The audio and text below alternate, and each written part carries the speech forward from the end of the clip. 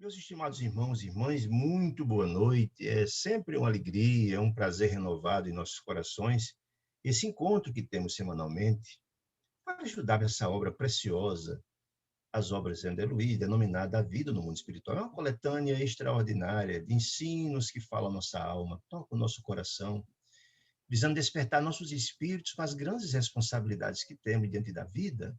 Afinal de contas, a matrícula na Escola da Vida, ninguém vem aqui a passeio, não é? Não é verdade?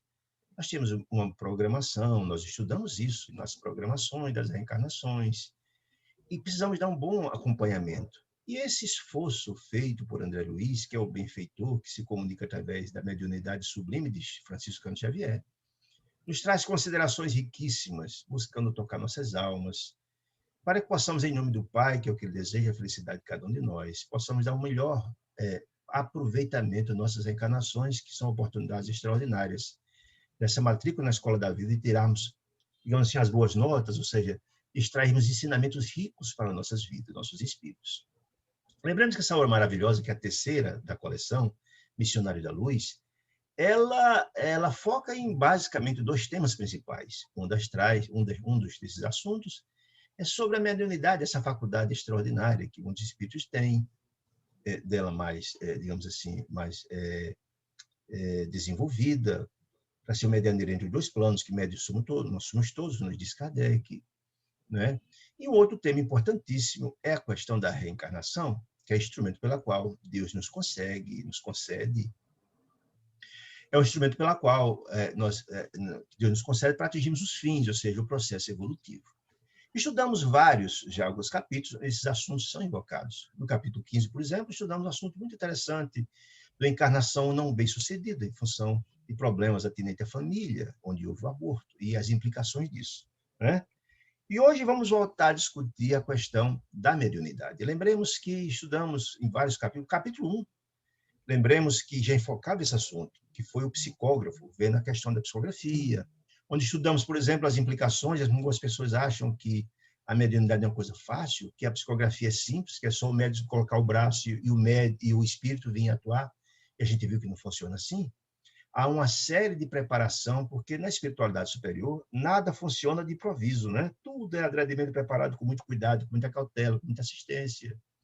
E a gente viu naquele capítulo todo o esforço de um grupo de estudantes da mediunidade e os bastidores, como é que acontece, e essas implicações envolvendo os dois planos, os planos desencarnados, dos vivos de cá, um dos vivos de lá, e essa assistência extraordinária da espiritualidade para que a mediunidade com Jesus possa acontecer, ou seja, a mediunidade com base nos ensinamentos contidos na Boa Nova de Jesus. Por isso que a Boa Nova com Jesus é nesse aspecto, baseado nos ensinamentos de Jesus. E vimos também que a glândula pineal, ou a epífise, é a antena pela qual, que fica no centro da cabeça. Essa glândula pineal é a antena por onde as comunicações espirituais acontecem, né? E essa glândula também tem uma importância muito grande, a gente estudou, que ela funciona como instrumento da mente no comando de todo o corpo. É muito interessante isso, né? A gente estudou isso com muita particularidade. Estudamos também o fenômeno do vampirismo, que é uma coisa muito dramática e muito presente, infelizmente, em nossas vidas, em função de nossas invigilâncias. E a gente viu que, dentre aqueles irmãos que estavam lá estudando a mediunidade, foi analisado 3 deles que eram fruto, estudando a mediunidade, dentro da casa espírita, e sofriam o processo de vampirismo, né? Não que os obsessores tinham, em princípio, raiva ou ódio em função de débitos passados ou de problemas passados. Não, mas por afinidade de vícios, né? Um daqueles tinha um problema do vício do álcool, e as entidades infelizes, viciosas, desejam continuar sentindo o mesmo prazer do álcool e utilizavam ele para isso. O outro era uma senhora que tinha problemas, era glutã, comia em excesso. E também os espíritos se utilizavam dela para estimulá-la a comer, porque também sentia o prazer do alimento. Né? E também um outro que tinha um vício de sexo desequilibrado.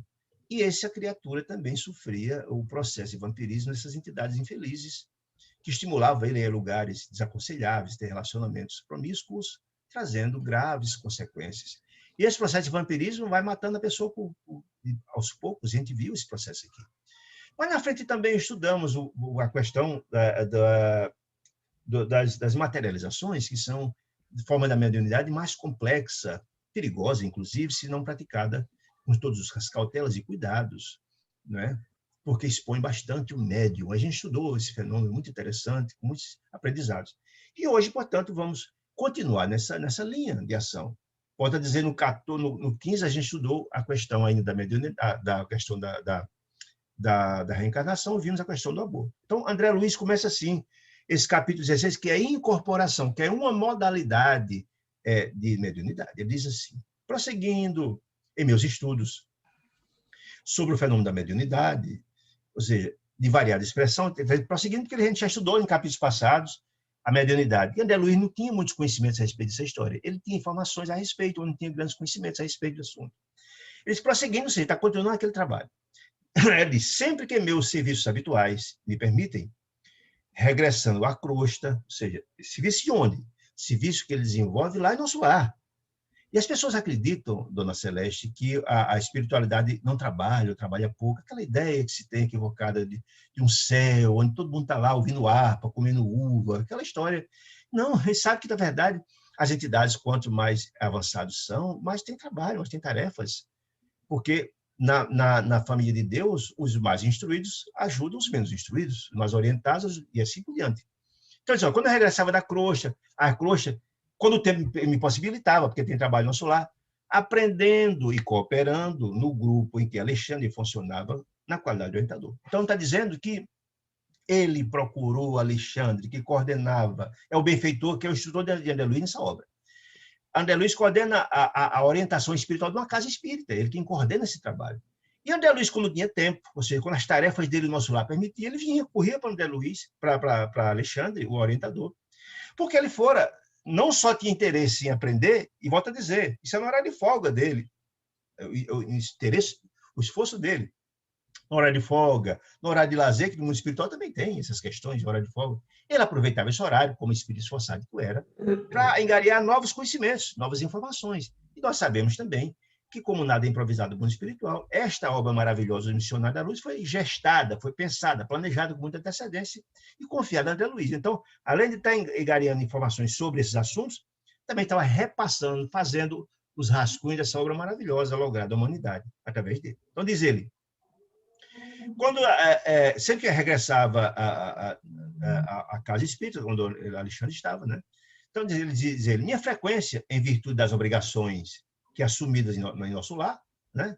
A folga dele, não podia ser assídua em função dessas tarefas, né? Mas, razão pela qual procurava aproveitar as mínimas oportunidades. Tinha oportunidade, corria para lá, quando tinha uma folguinha para a casa espírita, a fim de enriquecer minhas experiências. Numa das reuniões que compareci à casa espírita, que Alexandre era orientador, né? Um dos cooperadores de Alexandre, ou seja, lá nas tarefas espíritas da casa, de nossa esfera espiritual, um cooperador desencarnado, aproximou-se com um passivo instrutor e pediu humilde. Nossos companheiros, disse esse companheiro chamado Euclides, ele vai ver na frente o nome dele, falando com Alexandre, o coordenador. Nossos companheiros encarnados, ou seja, os trabalhadores da casa, os médios, os trabalhadores da casa, em solicitações sucessivas, ou seja, insistiam pela vinda do irmão Dionísio Fernandes, realmente, atualmente recolhido, como sabeis, numa organização de socorro. Então, está dizendo o seguinte, olha, Euclides foi dizer a Alexandre, eu estou recebendo insistentes pedidos dos nossos companheiros encarnados, trabalhadores da casa, médios, etc., para que possamos ouvir, receber a comunicação de Dionísio Fernandes, que fora trabalhador, médio, inclusive, da casa, que desencarnou recentemente. E o turma está saudoso de Dionísio, quer saber informações sobre ele, da notícia do mundo espiritual, coisa do gênero. Diz Euclides a Alexandre, alegam que a família encontra-se inconsolável. Ou seja, um dos argumentos, além dos amigos companheiros querer ouvir, mas a família está inconsolável, precisava ser consolada, a questão do consolo, etc. Né? Que havia conveniência da visita dele. De quem? De Dionísio Fernandes. A visita, ou seja, a incorporação dele para dar informações, que seria interessante ouvir o antigo companheiro das lutas doutrinárias, ou seja, volto a dizer, Dionísio Fernandes era um trabalhador da casa espírita que tinha sido desencarnado recentemente. Muito bem. Alexandre ouvia essas ponderações de Euclides, ouvia em silêncio, simpático como sempre, e disse a ele, a Euclides, estimaria receber a devida autorização para trazê-lo. Sim, se Euclides falando para Alexandre, que gostaria da autorização. Por que autorização? Porque quem coordena espiritualmente a casa, o responsável é Alexandre. Só viria isso acontecer se porventura Alexandre desse autorização, dessa aquiescência disso.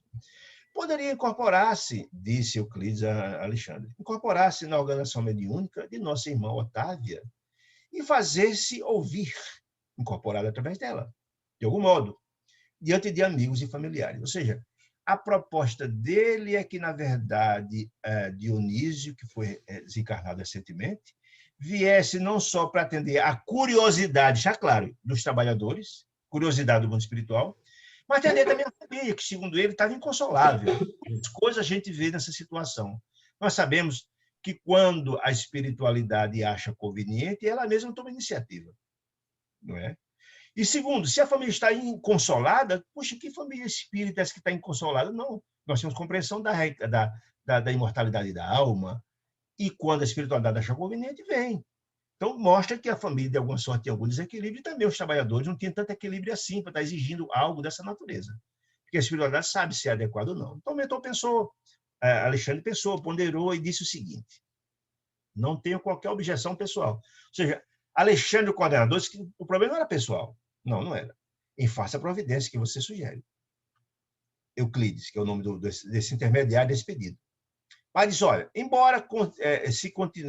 entretanto, embora se constitua o nosso grupo, está falando de colaboradores encarnados, de cooperadores encarnados, trabalhadores da casa, de excelentes amigos como pessoa, não vejo convenientemente preparados. Olha aí essa observação como é interessante. Ou seja, Alexandre, pela elevação espiritual que ele tinha a compreensão que aquele grupo não estava maduro espiritualmente falando, para o integral aproveitamento da experiência, porque as pessoas estavam preocupadas só com frivolidades, com curiosidades, o interesse maior era esse. Escuta, qual é a informação, qual é a novidade do mundo espiritual? Como se, na verdade, a espiritualidade amiga se colocasse na posição de repórter, de fofoqueiro do mundo espiritual. Ou seja, a preocupação deles era saber frivolidades. A preocupação não era além disso, era saber só, porque se o propósito fosse maior do bem-estar de Dionísio, faria muita prece, e etc. Isso é que era importante. Então, Alexandre tinha compreensão que faltava preparo para tirar aproveitamento da experiência. Porque se viesse e as informações evangélicas, as informações importantes, fossem assimiladas pelos trabalhadores, aí teria um proveito. Mas só por curiosidade, por frivolidade do mundo espiritual, não. Que a espiritualidade não está preocupada com frivolidades nem com coisas menores. Então, Alexandre foi em frente na história. Olha, ele tinha um diagnóstico muito preciso. Olha, o nosso pessoal é gente muito boa, mas não tem ainda a maturidade, o preparo, a vivência para isso. Aí, ainda Alexandre fazendo uma análise do grupo da casa. Sobra, em quase todos eles, quem? Os trabalhadores da casa. Na investigação do raciocínio, ou seja, apenas na curiosidade. Na curiosidade. O que lhes falta aos trabalhadores?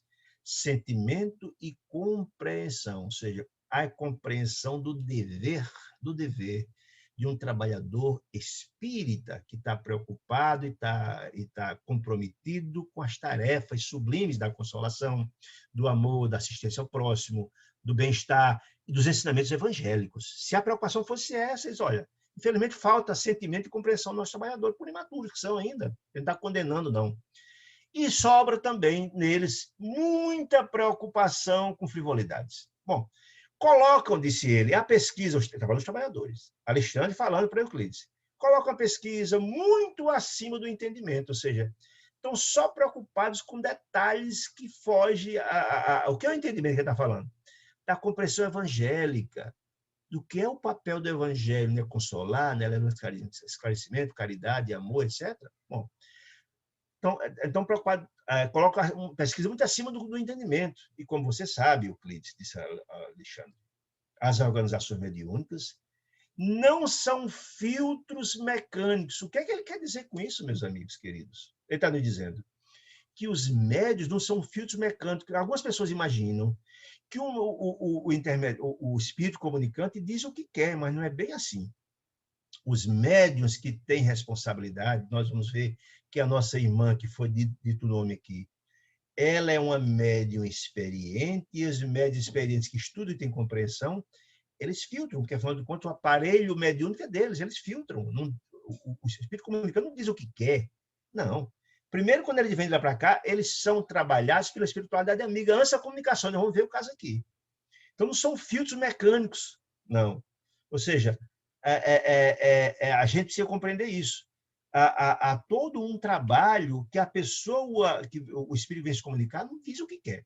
Se vocês lembram, lá no capítulo 1º dessa obra, que fala do psicógrafo, lembra que tinha vários médiuns ali, se não me engano, era 20 ou era 21 médiuns, coisa assim, e tinha muitas entidades desejosas de falar. Entretanto, só um médium estava em condições de receber comunicação naquela noite, por falta de preparo dos médios. Só um espírito tinha condições, não, só um médium tinha condições da comunicação. E foi escolhido Calisto. Por quê? Porque o objetivo de Calisto era trazer uma mensagem de consolação da maioria. Era trazer uma orientação espiritual doutrinária que tinha proveito para todos. Não foi escolhido um comunicante que tinha uma peculiaridade, uma particularidade de falar. Não, porque há um filtro, você está dizendo isso. Contou Alexandre. Além disso, Dionísio, que é o desencarnado, conta com reduzido tempo na nossa esfera. E aí a gente sabe que o espírito, quando assim que desencarna, dependendo do estado do espírito, ele passa por uma fase de perturbação, de desequilíbrio. Até se adaptar ao mundo espiritual, ele tem uma fase de adaptação. Não é? E se Dionísio tinha desencarnado há pouco tempo, era muito possível estar se adaptando ainda no mundo espiritual. E a vinda precoce dele, sem trabalhar os sentimentos e etc., poderia ser danoso, inclusive, para ele. Não é? Porque a emoção de encontrar os parentes, etc., etc., nós já vimos isso, quem estudou a Memória do Suicida sabe o que eu estou falando, e outras obras, que uma vinda precoce de um espírito pode desequilibrá-lo, inclusive dificultar o retorno dele para onde estava, na colônia espiritual. Então, Alexandre tem as compreensões. Olha, além disso, Dionísio conta com reduzido tempo de nossa esfera, se desencarnou há pouco tempo. E não pode não pode nem mesmo retirar-se do asilo, ou seja, da casa onde ele se encontra, que eu acolheu o nosso plano. Ou seja, ele não tem sequer autonomia para sair sozinho, sair do local de se encontra da colônia, porque ele está desequilibrado ainda. Isso que o Alexandre está deixando muito claro aqui.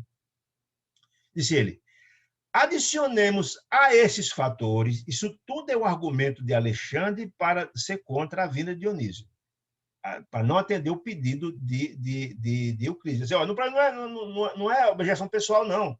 São as responsabilidades atinentes a um coordenador, que era o caso de Alexandre, o espírito mais evoluído, etc. Aí chegamos a esses fatores, a intranquilidade da família, ou seja, a família está num processo de desequilíbrio, denota que são, em princípio, famílias que não têm um equilíbrio espiritual, a maturidade para. Porque se é uma família espírita, se está em desequilíbrio, desesperada, já que sabe que, na verdade, ninguém morre, só muda de dimensão. Então, essa intranquilidade da família, essa intranquilidade vai simplesmente atingir o espírito do comunicante. Pode afetá-lo espiritualmente, a Dionísio, e desequilibrá-lo, ele está dizendo isso. Pouco observadora, falando da família, os fatores da intranquilidade da família, pouco observadora da fé, ou seja, a família não eram espíritas convictos ou estudiosos, estavam desesperadas, pouco observadora da fé, viva, verdadeira, né? Disse mais ele, a diferença de vibrações da nova esfera, ou seja, dos desencarnados, que Dionísio passou pouco tempo, a diferença de vibrações de lá, com as vibrações perturbadas aqui pela intranquilidade da família, pode trazer desassossego para ele, né? Aqui nosso amigo procura adaptar-se, ou seja, ele está deixando claro que Dionísio não se adaptou ainda ao mundo dos mortos, ao mundo dos vivos de lá. Ele está se adaptando ainda. Se ele está ainda desequilibrado no mundo espiritual, encontrando aqui esse desespero da família, pode também ser prejudicial para ele. Então, adaptar-se presentemente. A profunda emoção dele quem? De Dionísio desencarnado, ao se encontrar com a família, com essa reaproximação talvez prematura, que normalmente esses encontros acontecem quando a espiritualidade amiga entende que o desencarnado está preparado para, sob pena de desequilibrar. É isso que ele está dizendo. Então, essa profunda emoção da família desequilibrada com ele pode ser prematura. Disse mais, a instabilidade natural do aparelhamento mediúnico e possivelmente concordaremos que com a inoportunidade de semelhantes medidas. Quando ele fala da instabilidade do aparelho mediúnico, ele está falando, porque nós vamos explicar um pouco mais na frente, que a senhora, a médium, ela está com problema de saúde. Então, tudo isso são dificuldades que a gente vê aqui. Aí, quando ele dizendo, entretanto, Euclides, mesmo ouvindo essas ponderações muito adequadas, muito aprofundadas, muito amorosas de Alexandre, não desiste de advogar a causa da vida de Dionísio. Euclides, o interlocutor, advogando o pedido veemente do ciclo. Que ciclo está falando? Os trabalhadores da casa, que insistem, da família. Insistiu. Aí insistiu no pedido, né? Reconheço que a vossa palavra, isso é Euclides falando, é sempre ponderada de amigas, falando com Alexandre. Agora, a gente tem todas as observações que estão aqui entre parênteses são observações nossas. Aí a pergunta que eu faço aqui inicial, mas escuta, por que Alexandre concordou diante dessas questões todas? Nós vamos ver duas questões interessantes que a gente vai analisar, que eu estou analisando antes mesmo de ver o resto do conteúdo. Primeiro, por que Alexandre concordou? Primeiro, porque André Luiz estava escrevendo um livro para que nós, ao recebermos essas informações, tenhamos compreensão das repercussões de nossos atos na qualidade de familiares, compreender também os bastidores das comunicações espirituais na casa espírita. Esse é um ponto. Ensinamentos importantes para nós. Segundo, outra coisa que também é interessante, mesmo Alexandre sabendo que não teria proveito, nós vamos ver lá na frente, que não foi exitosa a vinda de Dionísio, poderia depois passar por outras comunicações espirituais, a equipe da casa, de que ela não tinha maturidade que não tirou os benefícios das orientações por falta de maturidade espiritual. Eu só posso ver por esse ângulo, porque Alexandre concordou com essa vinda. Quando eu dizendo, concordo, Alexandre concordou, em que não alcançaremos, não, melhor, isso é o próprio Euclides tinha compreensão. Concordo em que não alcançaremos o objetivo desejado, pela falta de maturidade, pela razão que já falou, a falta de maturidade e tal. Todavia, reitero a solicitação, ou seja, Euclides insistia na ideia, ainda mesmo que o fato não ultrapasse a feição de simples experiência. Aí eu boto aqui a observação minha. Que experiência seria essa? Para depois dizer, nova comunicação, olha, vocês não conseguiram alcançar o esforço da espiritualidade. Por isso. Acho que uma comunicação posterior viria para que a equipe que o viu tudo tirasse as informações. É uma explicação que eu imagino que seria bem razoável. Continua. É que existe... Aí se continua Euclides advogando a ideia, defendendo a ideia para que, na verdade, tivesse a concordância de Alexandre. É que existem irmãos esforçados, trabalhadores da casa, ele está falando, aos quais muito devemos aqui, ou seja, os trabalhadores dedicados à casa e tal, no trabalho do bem diário ao próximo sofredor. E sentiríamos dificuldades em demonstrar-lhes o testemunho do nosso reconhecimento, a estima sincera. Ou seja, o que ele está dizendo? Teria dificuldade de negar um pedido desse, a questão tão esforçada. Esse é o argumento de Euclides. Alexandre sorriu, entendendo que não seria exitoso e tal. Com a generosidade que ele era característica, observou. Só possuo razões para endossar seus pedidos. E já que você insiste na providência para atender aos companheiros encarnados, família e trabalhadores, que se negam, que se sentem igualmente credores de sua confiança aí, ou seja, está dizendo, olha, você, Euclides, que está endossando essa história, você que está endossando esse pedido, né? Pode avisá-los que Dionísio virá. Entretanto, olha, Alexandre, as observações dele, eu, Alexandre, o coordenador da casa, o espírito mais orientado, mesmo cuidarei de trazê-lo pessoalmente. Por que Alexandre condicionou a ele, Alexandre mesmo, ser o portador de trazer Dionísio?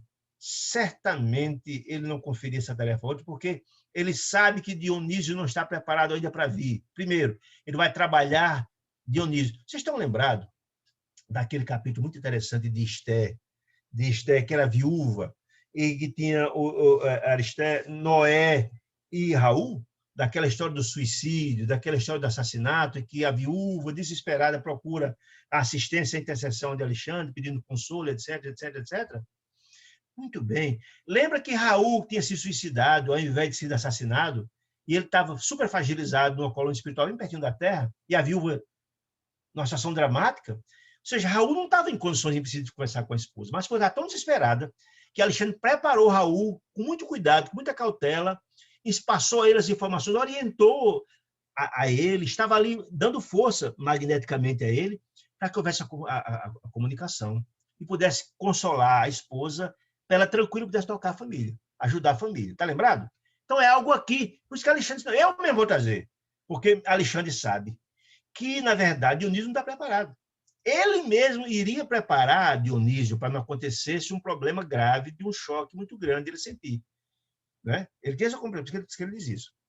E como Euclides agradecesse, tocado de imensa alegria, dando a entender claramente que o próprio Euclides não tinha ainda a grandeza, ou não alcançaria a dimensão que Alexandre estava alcançando, Alexandre encerrou a conversação acrescentando: faça a promessa para a noite de amanhã, você diga lá, ou seja, eu estou falando em espírito, né, gente? Mas você entre em comunicação com algum médium da casa, dando uma informação que amanhã Dionísio virá.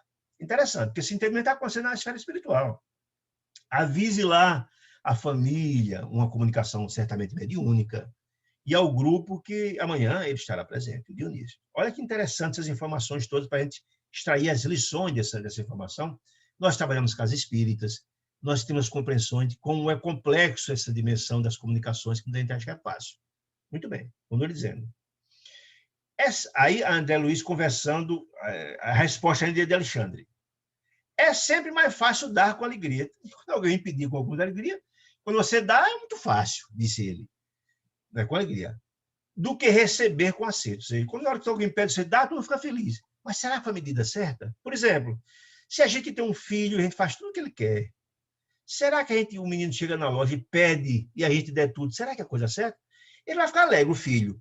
E a gente até dá com alegria, porque está dando alegria para o filho. Mas será que é bom dar ao filho precocemente? Porque ele vai achar que tudo é fácil, que o mundo é fácil. Tudo que a gente quer, o mundo vai dar. E não dá. Por isso que ele disse aqui: é mais fácil dar com alegria do que receber com acerto. Ou seja, Alexandre sabia que não era a medida acertada. Mas já que todo mundo queria essa informação, ele vai conceder para atrair as lições, para dar a gente as informações através desse livro, informações importantes, e também para passar, muito possivelmente, informações posteriores à equipe de trabalhadores da casa através de comunicações vindouras. Eu imagino que seja assim. Muito bem. Afastemos-nos, porque aí Alexandre foi conversar com ele, André Luiz foi conversar com Alexandre, né? Porque André Luiz tinha muito interesse em saber como é que era a incorporação e tal. Como é que era funcionar a incorporação? André Luiz perguntando. Então, Alexandre diz: olha, mediunicamente falando, a incorporação é mais ou menos as mesmas adotadas, as medidas são as mesmas para a incorporação do que na psicografia comum. Por que ele fala isso, gente? Porque ele abordou a psicografia lá no primeiro capítulo, no caso de Calixto, né, que o primeiro capítulo era o psicógrafo, ele já abordou isso. Então, se a gente já estudou aqui, ele já sabe como é que é o modus operandi de todo o trabalho que é feito precocemente para os bens se comunicarem, é feito todo um trabalho de preparação na véspera, antes da sessão. A gente tem que ter uma vigilância muito interessante na alimentação. Não deve comer comida, carne vermelha, porque a digestão é difícil. E o processo da mediunidade precisa de equilíbrio do corpo. Se a gente gasta muita energia para a digestão, vai faltar energia em outros locais. A gente tem que ter muito equilíbrio na área do sentimento, porque um desequilíbrio emocional causa prejuízo na hora da comunicação mediúnica. A gente não pode ingerir álcool, porque o álcool atrai entidades infelizes e causa sérios desequilíbrios orgânicos. A gente não deve evitar relações sexuais anterior, no dia, no local, porque você desperdiça energias. Tudo isso é analisado antes, visando para que na hora, e quando isso prévio, e na hora da comunicação espiritual, é feito todo um trabalho pela espiritualidade amiga, em todo o aparelho mediúnico do médium, para que ele esteja propício para que as condições aconteçam, as comunicações. Então, quando está falando aqui, são as mesmas condições da psicografia, que a gente já analisou lá atrás, no capítulo 1, tudo isso, certo? Acrescente, porém, no caso da incorporação, alguém vai falar através de outro, que é a necessidade de proteger, com especial carinho, sendo a linguagem, né? Porque na psicografia, em princípio, você não vai usar a linguagem, é só o lápis, né? A linguagem. Na zona motora, auxílio magnético a todos os músculos da fala, porque você vai usar a fonação, né? Localizado ao longo da boca, garganta, faringe, tal. Certo? Então, ele está dizendo isso porque ele explicou lá como é que utiliza na área da psicografia. Muito bem. Atendendo às interpelações, as explicações de Alexandre, André Luiz dizendo, o instrutor relacionou diversas elucidações de ordem moral que estão envoltos na comunicação espiritual, que tem muitas implicações disso tudo, né, para que a comunicação aconteça, a mediunidade, baseado no ensinamento de Jesus, que seja o mediador entre dois planos e não haja a participação de entidades perturbadoras, né, alusivo ao assunto, comentando as dificuldades para difundir nos corações terrenos os valores da consolação legítima. Ou seja, muitas pessoas que trabalham mesmo na casa espírita têm muita compreensão de entender a largueza do trabalho de assistência, do enxugador de lágrimas. E Chico fazia tanto isso, né? As cartas consoladoras dos familiares que chegam assustados, agoniados, com os corações despedaçados pela morte de filho, de esposa, de companheiros, por aí vai, né? Em virtude, por que a gente tem dificuldade de compreender os encarnados da consolação? Em virtude das exigências descabidas das pesquisas intelectuais. Tem muita gente que vai à casa espírita só por curiosidade, saber o que vai ser dito, saber frivolidade, saber frivolidade do mundo espiritual, e o objetivo não é esse. O objetivo da casa espírita, o objetivo das comunicações espirituais é ser o medianeiro entre os dois planos. É a consolação, é a caridade, é o amor, os ensinamentos evangélicos que vão tocar nossas almas. Esse é o objetivo. Mas a gente está muito interessado com frivolidades. É isso que está dizendo. E desconsidera o aspecto da consolação. Porque o pai, uma mãe que procurava Chico, por exemplo, com os corações despedaçados, alguns pensando em suicídio, e recebe uma carta emocionada do filho, de uma filha, do esposo, etc., dando notícias, isso é um bálsamo que ninguém pode imaginar, é transformador, né? Admirava-lhe a sabedoria, André Luiz falando agora de Alexandre, a sabedoria profunda e a sublime compreensão das fraquezas humanas, nós ainda frágeis, pelo nosso processo evolutivo ainda baixo, né? Quando atingimos a instituição de socorro em que Dionísio, o desencarnado, e essa instituição que ele estava internado era nas regiões inferiores, não muito distante da costa terrestre. O que é que isso diz de pronto? Certamente Dionísio, não obstante ser um trabalhador espírita, não era um espírito com certa evolução espiritual.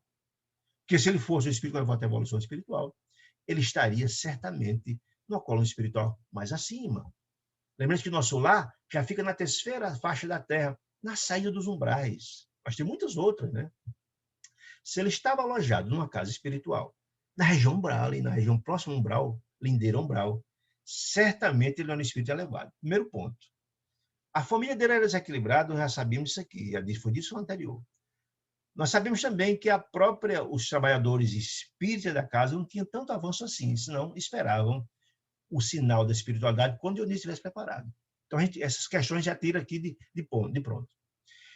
Entendendo, Alexandre, com os espíritos do bem, certamente os dirigentes da casa onde Dionísio se encontrava, foram conversar com esse desencarnado, que era Dionísio, que se mantinha sob forte excitação. Ora, se Dionísio estava sob forte excitação, ele não estava bem, obviamente que estava.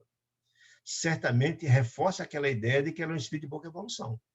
E o que é que a espiritualidade está nos fazendo, mandando informação como essa, gente?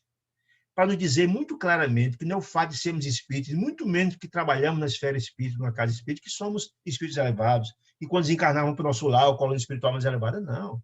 Ele está dizendo isso, que o fato de você ser espírito não significa não diferencial. Isso não é não diferencial quando chega no mundo espiritual. Não, ninguém quer saber que é um cientista, não faz a menor importância. O que faz a diferença no mundo espiritual será a resposta de uma pergunta simples. O que fora feito dos recursos que lhe foram confiados? Foi feito dos filhos que foram confiados, esposa, filho, trabalho, etc, etc, etc, etc. É isso. Porque a religião não muda ninguém, meus irmãos. Ninguém. O que muda as pessoas são os valores que as religiões trazem, se incorporarmos em nossas vidas e vivenciarmos isso. É isso que importa. Não importa que religião que você tenha. Há uma comunicação muito interessante de Carlo Bacelli, de um espírito, dizendo que muita gente está enganada com relação a isso. Dizendo que nosso lar tem muito menos espíritas do que pessoas que dizem que não tem religião alguma. Porque isso isso não é carta de apresentação. Eu sou espírita. E aí, o que você fez? O que você fez dos valores que o espiritismo me falou? Se você não vivenciou isso, meu irmão, não significa nada. Aliás, ao contrário, muito mais é dado a quem mais é cobrado. É muito mais cobrado a quem mais é dado. Essa que é a história. Então, a explicação para essas informações é essa. Esse cidadão, Dionísio, era espírita, era trabalhador da casa e trabalhava na sala de mediunidade. Deixa claro, vai ver isso mais na frente. Mas não significa que era um espírito elevado. E é importante, quem não leu, eu aconselho que leia o livro Voltei, que conta a história de Frederico Figner, que era vice-presidente da Federação Espírita Brasileira. E ele coloca na sua vida como foi o seu transpasse como espiritual. Que chegou lá, achava que ia ser um espírito iluminado, e não era. Todo espírito deveria ler o livro Voltei, psicografado por Chico, através desse espírito, Frederico Figner, mas ele usa um pseudônimo. era daqui a pouco eu lembro o nome dele. Mas é uma obra importantíssima, que reforça essa ideia que está aqui colocada. Irmão, daqui a pouco eu lembro o nome dele e digo. Muito bem. Muito bem, então encontrou, quando chegaram lá, encontraram Dionísio excitadíssimo, perturbado, etc. Dionísio falou Alexandre com bondoso, Alexandre falando com ele, após a saudação usual. Lembra do nosso grupo, Dionísio, de estudos espiritualistas? Aí ele disse, por que, como não? Lembro com muita saudade, disse ele, né? Pois é, Dionísio, nossos amigos de lá, os trabalhadores, pedem a sua presença lá. Pelo menos por alguns minutos, prosseguiu o mentor. E deliberei conduzi-lo até lá. Entretanto, meu amigo, você vai, ele prometeu que você vai e tal, tudo bem, para que você fale. Mas não só fala a eles, os trabalhadores, também a seus familiares, que também estão assim, pesarosos, angustiados, desesperados, né? E então o Dionísio ficou feliz, porque todo mundo que chega ao mundo espiritual quer voltar para dar notícia, claro. Muitas das vezes as pessoas não retornam de imediato, porque a espiritualidade amiga sabe que é inadequado, porque ele está desequilibrado ainda, porque ele está, quando viu o sofrimento da família na Terra, vai desequilibrar mais ainda. Entretanto, depois que ele disse, mas que ventura, exclamou Dionísio, quase chorando de contentamento, ficou felicíssimo. Agora vejam as orientações e os alertas que Alexandre vai fazer a ele. Ouça, porém, meu amigo, disse Alexandre, sereno e enérgico. Ele não disse aconselhável, não. Disse, é indispensável. Não falou que é aconselhável, não. É indispensável que você medite no que você vai dizer lá sobre os acontecimentos. Ou seja, você precisa pensar, ponderar e equilibrar. Alexandre começou a prepará-lo, doutriná-lo para evitar maior desequilíbrio dele. Disse Alexandre, lembre-se de que você vai utilizar um aparelho neuromuscular que não lhe pertence, ou seja, você vai se utilizar para falar de um aparelho, de um corpo do médium. Lembre-se disso. O corpo nasceu. E esse corpo, esse aparelho neuromolecular, você não vai poder dizer o que quiser, não. Não. Você vai, porque certamente a médium vai filtrar o que você vai dizer. Fica claro isso.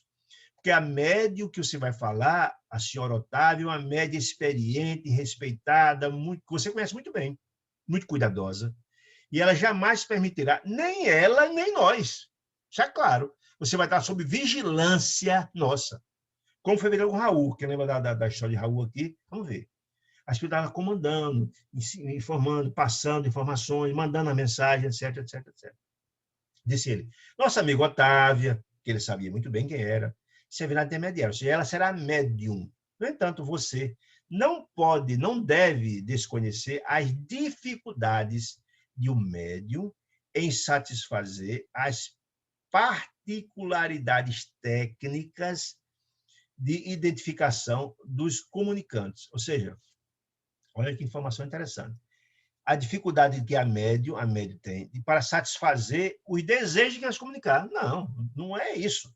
Se esse desejo estiver em desconformidade com os pressupostos da doutrina, se estiver em desconformidade com os interesses evangélicos, se estiver em desconformidade que vai desequilibrar, você não vai dizer. Você vai dizer aquilo que está em conformidade com o ensinamento do bem. É isso que está dizendo. Dificuldade de um médium para satisfazer os interesses técnicos de identificação dos comunicantes. Ou seja, o cara chega lá, eu sou, porque sou, quero contar detalhes, para dar credibilidade. Não é curiosidade. O que move a espiritualidade do bem, de luz, não são as curiosidades, as frivolidades. Isso não interessa. É passar consolação e passar esclarecimentos que venham enaltecer e engrandecer o trabalho dos trabalhadores da casa. Né? Trazer subsídio para o trabalho engrandecer. Isso é que importa. Então, assim, a dificuldade técnica de identificação dos comunicantes diante das exigências de nossos irmãos encarnados. Quem é o meu irmão encarnado que está falando? Do grupo de trabalhadores da casa, que vão exigir detalhes, frivolidades, etc, etc, etc. E certamente a médium, por ser uma trabalhadora consciente, sabe que Otávio vai filtrar. E mais que isso, a coordenação espiritual da casa vai também. Alexandre é o filtro disso, ele vai estar lá coordenando o processo. Aí depois que o Alexandre disse tudo isso para ele, olha, lembre-se disso. Aí disse, compreende bem, Dionísio? Você entendeu isso? Replicou. Sim, aí eu disse, entendi sim, replicou Dionísio. algo desapontado, ou seja, Dionísio ficou desapontado. Ele fora trabalhador, sabe dessas questões todas, sabe do discreto dos irmãos despreparados, que ele também foi. E sabe que se ele não disser detalhes, minúcia, frivolidade, todo mundo vai desacreditar ele. Mas ele disse, sim, ele ficou desapontado, que achava que ia chegar e ia contar detalhes, frivolidade, etc, etc, etc. Aí disse Dionísio, estou agora no mundo da verdade e não devo faltar com essa verdade. Ou seja, ele sabe que para aí você vai, mas você vai ter que se comportar para evitar transtorno, dificuldades, etc, etc. Sob pena de você desequilibrar, de não levar consolo à família, levar desequilíbrio e também não contribuir nada com o processo da casa. Disse ele. Olha aqui o depoimento de Dionísio, como é interessante. Recordo-me de muitas vezes recebi as comunicações do plano invisível através de Otávio. Se ele trabalhava ao lado de Otávia. Otávia na qualidade de médium e ele trabalhando na sala mediúnica com ela. Ele disse, eu muitas vezes recebi comunicações do mundo invisível de Otávia, com preocupações, com muitas prevenções, com muitas orientações úteis que ele recebeu, e ele está lembrando agora. Não raro, isso é o próprio Dionísio está dizendo, não raro eu vacilei, acreditando-a Otávia, médium experiente, Otávia vítima de inúmeras mistificações. Ele mesmo está confessando que, na qualidade de trabalhador imprevidente, de trabalhador imaturo, recebia orientações da espiritualidade, com orientações importantes, mas desacreditava simplesmente. Né? Achava que Otávio estava sendo mistificada, que achava, imagina. Alexandre Mantucal observou. Pois bem, agora, Otávio, Dionísio, agora chegou a sua vez de experimentar.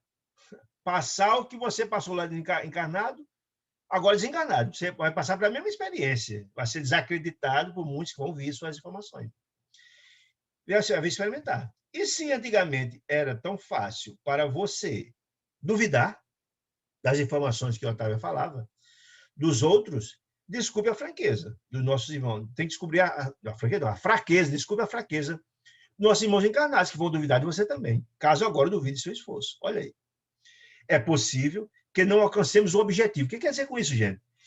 Não alcancemos o objetivo albergado por eles lá, de ouvir as frivolidades. O objetivo de não alcançarem os ensinos e o conteúdo da mensagem de que ele será portador, né? E vão reclamar. Entretanto, nossos colaboradores insistem pela sua visita.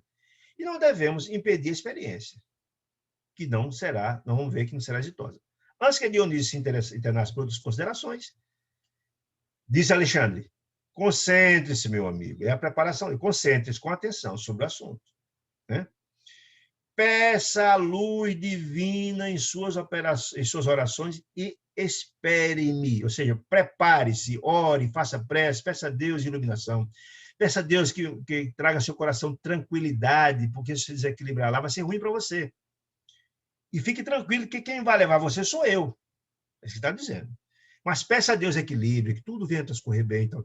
Veja toda a parte de preparação de que Alexandre, por isso que Alexandre foi pessoalmente fazer isso. Conduzi-lo-ei, eu vou levá-lo, em minha companhia, deixando... Olha que coisa interessante, gente. Muita gente não sabe disso, não tem essas compreensões. Conduzei, deixando na residência da médium, com algumas horas de antecedência. Para quê? Para que você encontre facilidade no serviço de harmonização. Veja, gente, algumas pessoas acham que é muito fácil a comunicação espiritual acontecer. Vai lá na casa espírita, chega o médium. Não, há uma preparação durante todo o dia, não só física, alimentar, psicológica, tudo da médium, mas também a preparação, ou seja, o espírito comunicante vai não sei quantas horas antes para se comunicar com a médium, para, na verdade, haver uma preparação um com o outro, para haver uma certa combinação do assunto. Combinação, volto a dizer, tem a sintonia espiritual entre um e outro, para que na hora chegue e atinja o objetivo. Ou seja, previamente, Otávio vai ter compreensão do que ele quer dizer. Esse é o filtro. Porque lembra que o aparelho mediúnico é dela, de Otávia.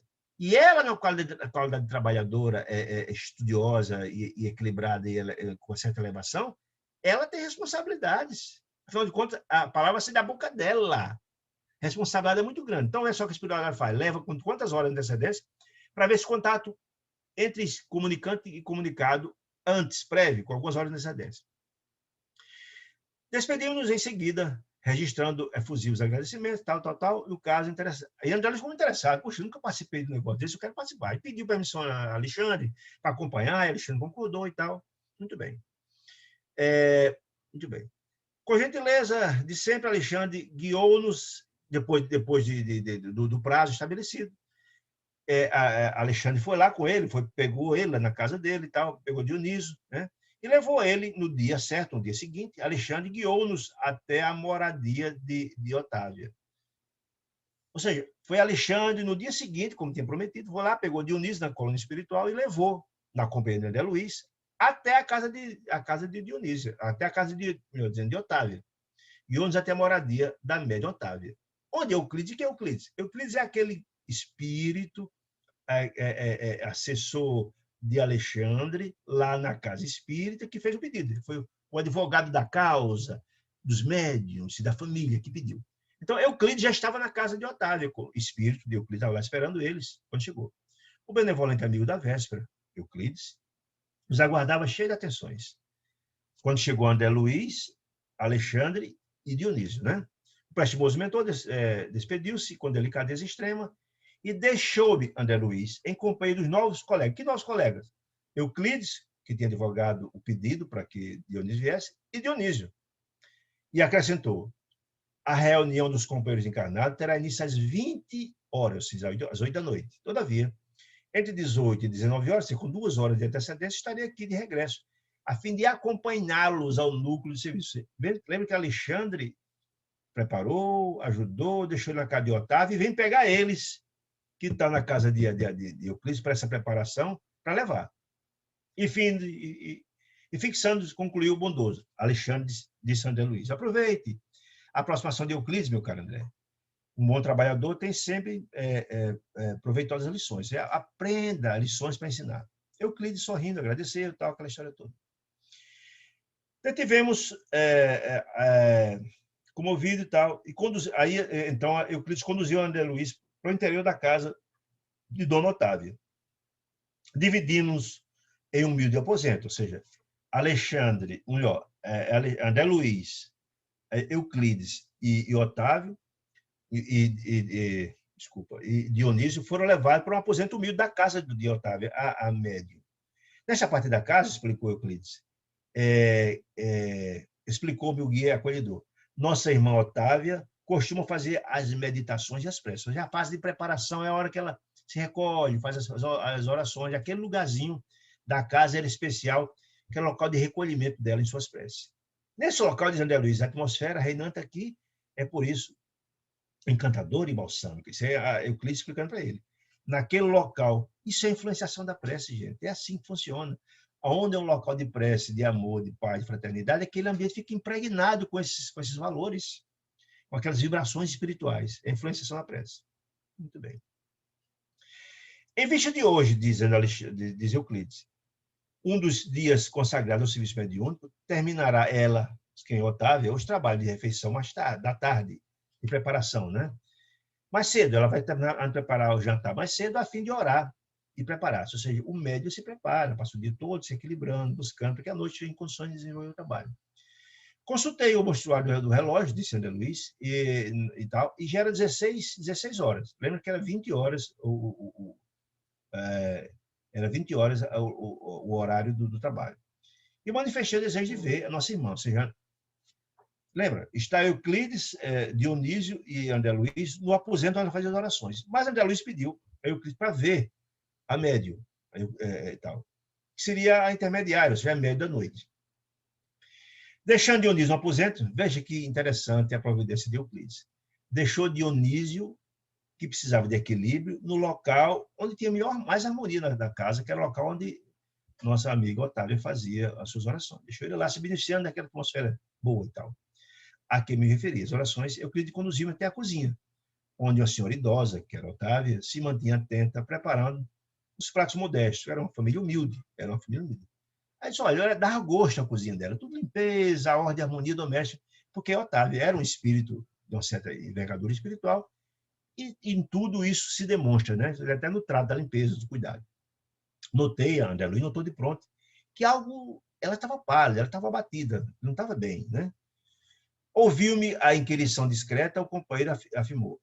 Ou seja, Euclides é uma peculiaridade dos espíritos evoluídos, capta o pensamento, não precisa nem verbalizar, ele capta. Ele notou que André Luiz notou que André Luiz tinha percebido que Otávio estava batida e tal. Aí disse, Otávio, disse Euclides, Otávio é um excelente colaborador dos nossos serviços espirituais, mas pela força das provas que ela passava, e aí a importância, a gente sabe que nós estamos num planeta de provas e expiações. E se Otávio estava ali na Terra como nós estamos, é que certamente precisamos aprender. A não ser que sejamos missionários, quase todos nós não somos, estamos aqui para aprender. Ou provas e expiações, ela estava fazendo uma prova. Então, pela força das provas necessárias dela, de redenção, de elevação de Otávia, permanece unida a um homem ignorante, quase cruel. Ou seja, a prova dela certamente fazia a parte da prova dela, não explica aqui quais são as implicações passadas, mas a prova dela estava em suportar aquele homem cruel, ignorante, bastante brutamontes com ela e tal. E ela tinha que suportar aquela criatura. Isso é o Euclides explicando.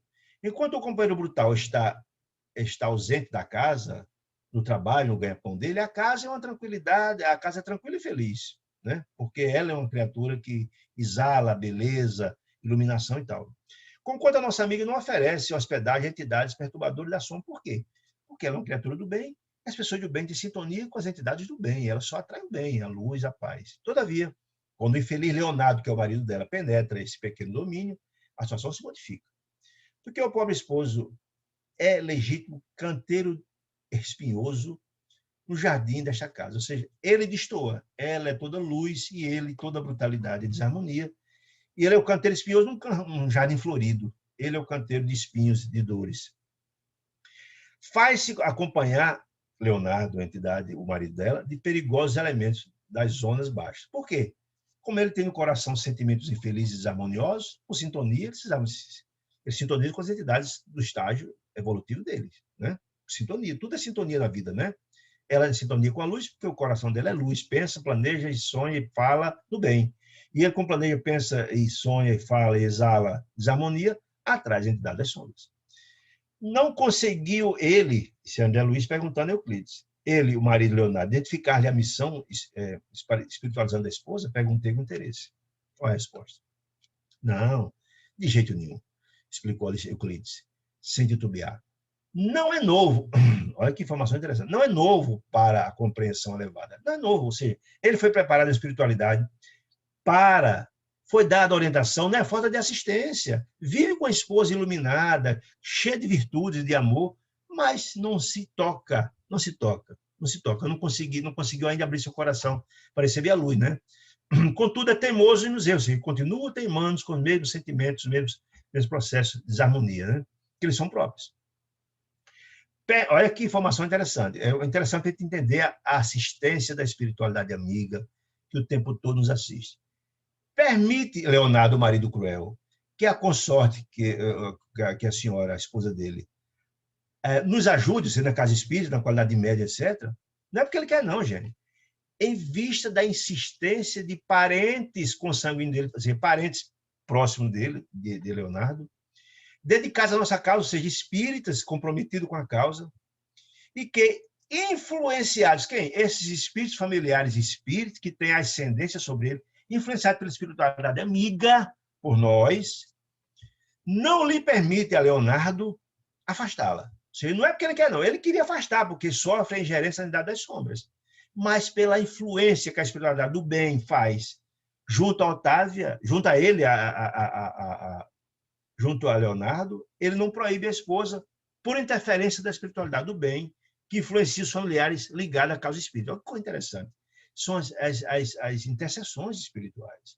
Ou seja, para poder Otávio desenvolver sua tarefa, é preciso estar essa triangulação, utilizar os benfeitores familiares que influenciam Leonardo, para ele não proibir que ela vá à casa espírita. Olha que coisa interessante. A tarefa, porém, não é fácil, ou seja, não é fácil de dobrar essa criatura renitente, brutamontes, ignorante. Não, é uma tarefa difícil da espiritualidade trabalhar para que a pobre Otávia trabalhe. Não é fácil, porque se Otávia é dócil aos espíritos do bem, ela é afável à luz, o esposo é obediente aos cultivadores do mal. Então, é uma tarefa sempre de luta, de dificuldade. Basta, às vezes, traçarmos um programa construtivo com a colaboração dela, de Otávia, da médium. Se todo que se trabalha, se prepara algo para se fazer, como agora, que vai se trazer Dionísio para se manifestar através dela, para que Leonardo, cedendo aos portadores das trevas, né, nos perturbe a ação. Ou seja, toda a vida que acontecer, a ascendência das trevas perturba ele e ele vai dificultar o processo, criando-nos graves dificuldades.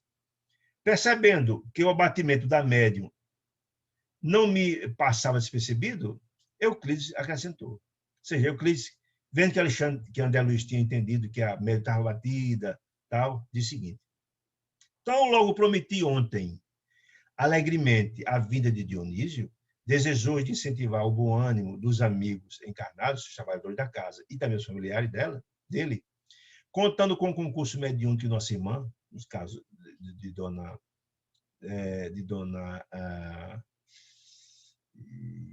da médium, né? Meu nome dela, agora deu um branco aqui, é de dona Otávia, né? Percebendo a vinda de Dionísio, desejou de incentivar o bom ânimo dos colegas encarnados, contudo, com o concurso da nossa irmã, né?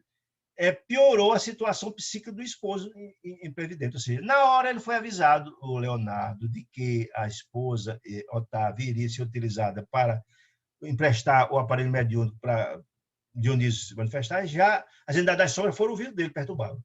Leonardo amanheceu hoje muito mais nervoso que costume. Embebedou, se encheu a cara um pouco antes do almoço, ficou bêbado, insultou a companheira humilde, olha que coisa impressionante, a interferência das entidades das sombras, insultou a companheira humilde, a esposa, e chegando mesmo a infligir tormentos físicos. Gente, vocês já imaginam um negócio desse?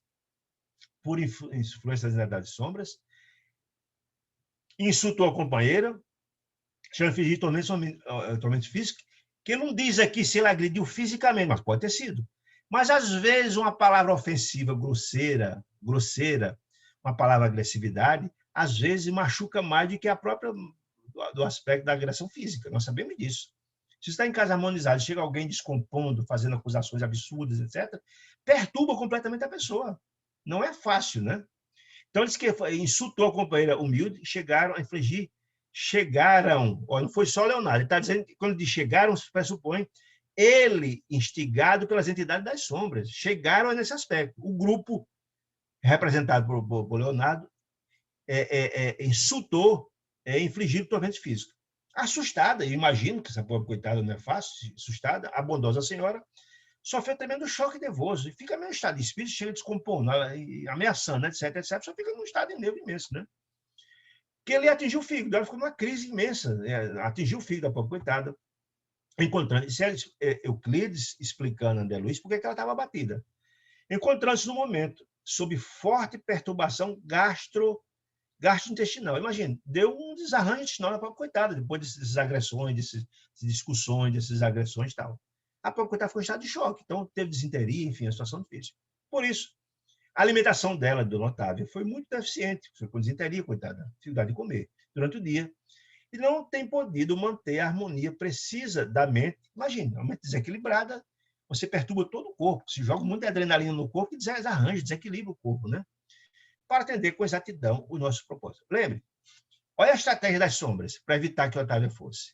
Essa agressão criou um choque nela tão violento que atacou o intestino dela, atacou o fígado, etc. Ela está desequilibrada. Lembremos que para o trabalho mediúnico acontecer, você tem que estar equilibrado fisicamente, tem que estar equilibrado emocionalmente, se alimentar de forma adequada. A pobre coitada não conseguia se alimentar direito. Estava com a mente em frangalho diante das agressões do marido.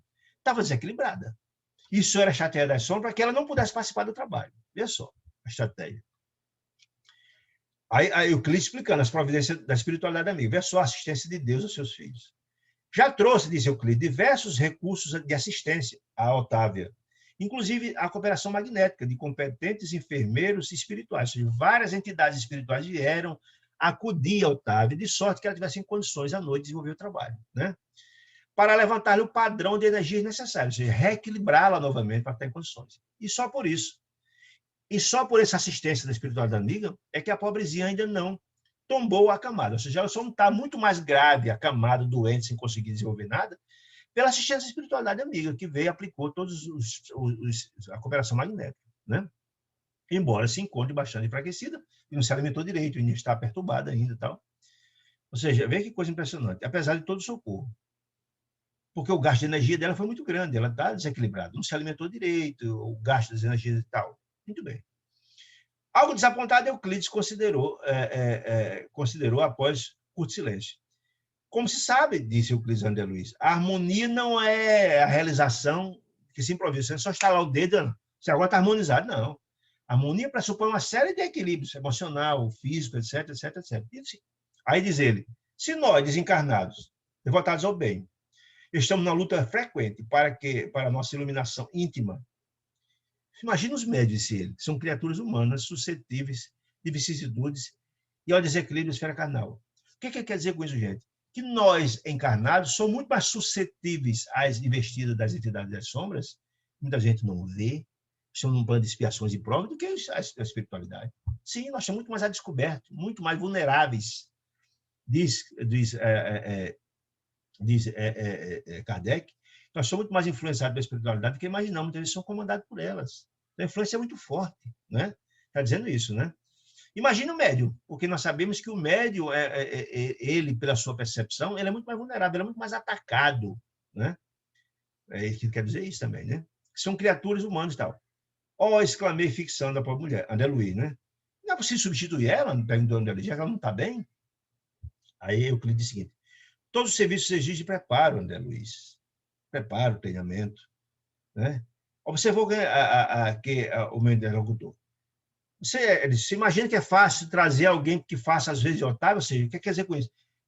Você acha que é fácil chegar alguém, só chegar alguém e ter o mesmo preparo dela? Por que eu falo isso? Preparo espiritual, a elevação espiritual, a experiência que ela tem? Não, não é assim. Cada um tem a sua capacidade e ela é uma pessoa altamente capacitada. Substituir não é fácil, não. Você chamou outro médico? Não. Porque ela é a médica mais experiente, é a médica que tem um preparo espiritual muito interessante. Não supõe, aí André Luiz insistiu, não supõe que ela deveria ser feliz para ser mais útil? Indaguei. Aí Euclides disse, quem sabe, respondeu Euclides. Entretanto, a mediunidade ativa, missionária, não é incompatível com o bem-estar. Quer dizer, não é o fato só da pessoa ser médio que tem que ser infeliz, não diz isso. Entretanto, nós sabemos, temos estudado na doutrina espírita, que a mediunidade de prova, e a grande maioria são médium de prova, são pessoas que cometeram graves erros no passado. E a mediunidade lhe é emprestada, não é mérito ainda pessoal dele, não, é emprestada, Deus lhes concede. Para que eles trabalhem com a mediunidade, especialmente aqueles espíritos que prejudicou no passado, certo? E que através do trabalho que faça ao próximo, eles também evoluam, cresçam espiritualmente.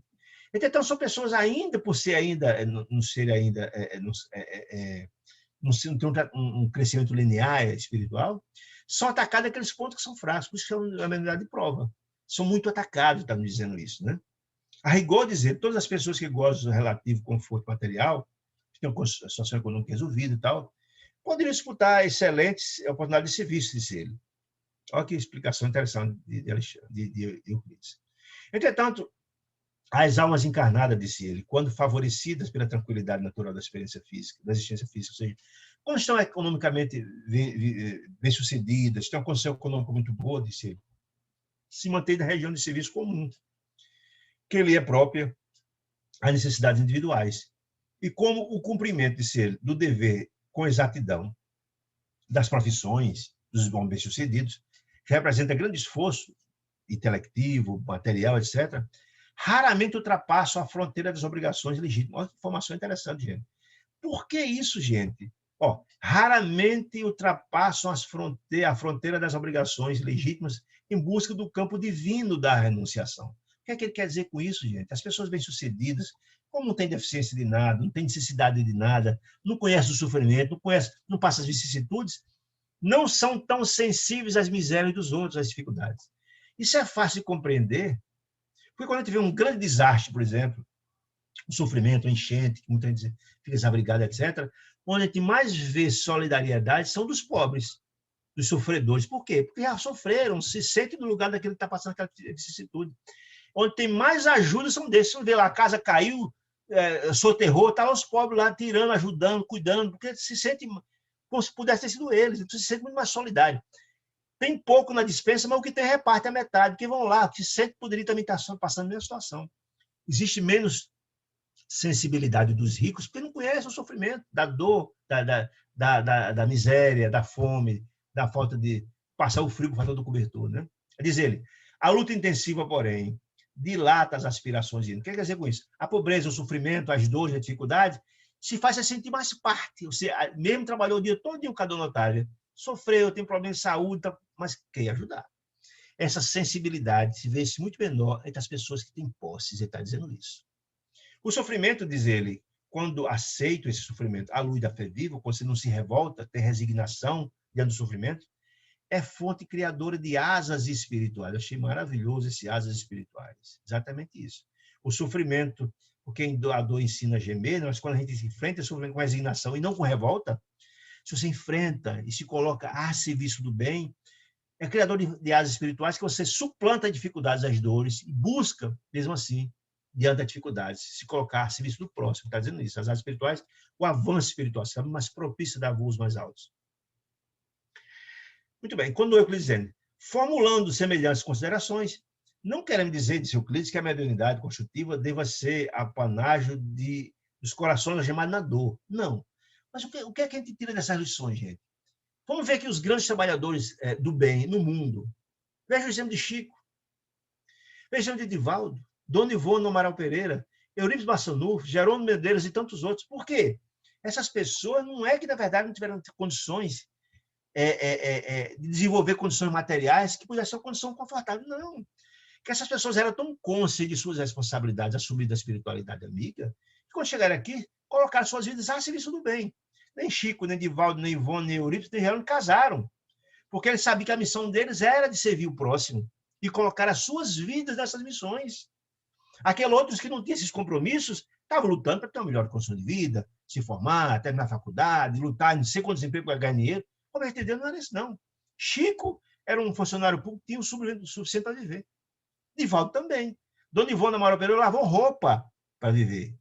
Eurípides Massanufo foi um trabalhador também.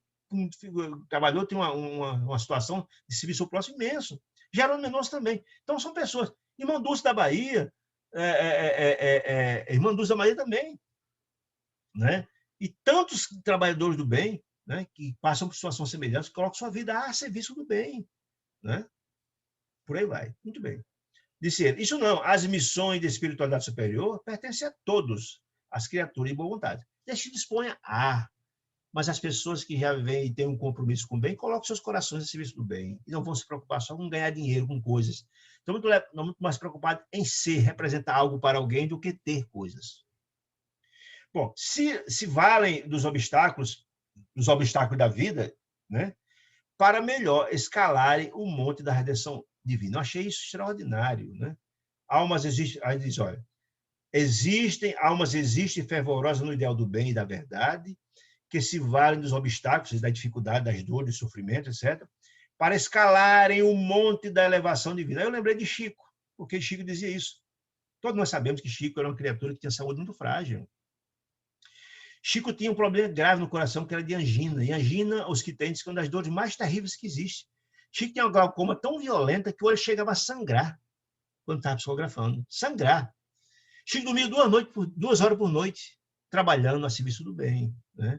E alguém certa vez perguntou a Chico, mas por que você não faz uma cirurgia espiritual, com Zé Arigó, que faz aquelas cirurgias sem corte, etc., ou com corte, para se melhorar? Eu disse, não, meu filho, não.